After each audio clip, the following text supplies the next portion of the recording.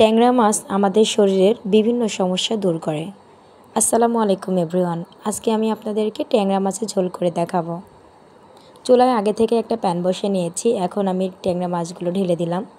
দিয়ে দিলাম পেঁয়াজ কুচি, কাঁচা মরিচ ফালি করা, রসুন বাটা 1 চামচ, জিরা বাটা 1 চামচ, আদা বাটা আধা চামচ। এখন দিয়ে দিচ্ছি ধনিয়া গুঁড়া 1 চামচ মতো, শুকনা মরিচের গুঁড়া 1 চামচের একটু কম, যেহেতু আমি কাঁচা মরিচ ফালি করে দিয়েছি তাই শুকনা মরিচের গুঁড়া একটু কম দিয়েছি। আস্তা জিরা, স্বাদ মতো লবণ আর তেল দিয়ে দিলাম। সামান্য একটু পানি দিয়ে কষিয়ে নেব। এখন আমি নেড়ে চেড়ে দেবো যেন সব মশলাগুলো ভালোভাবে মিক্স হয়। এখন 1 চামচ মতো হলুদ গুঁড়া দিয়ে দিলাম। আবারও ভালোভাবে মিক্স করে নেব।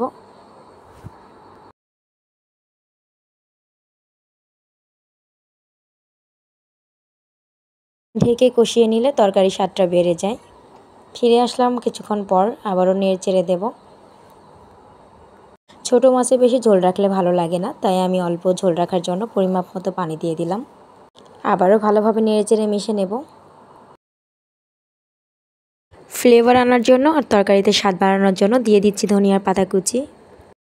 তরকারিতে ধনিয়ার পাতা কুচি দিলে খেতে আমার অসম্ভব ভালো লাগে। তো যাই হোক, নেড়ে চেড়ে আবারও মিশে নিচ্ছি।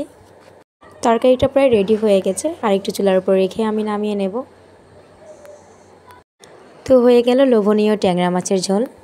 তো গাইস, আপনাদের যদি ভিডিওটি ভালো লেগে থাকে সাবস্ক্রাইব করে পাশে থাকবেন। আসসালামু আলাইকুম।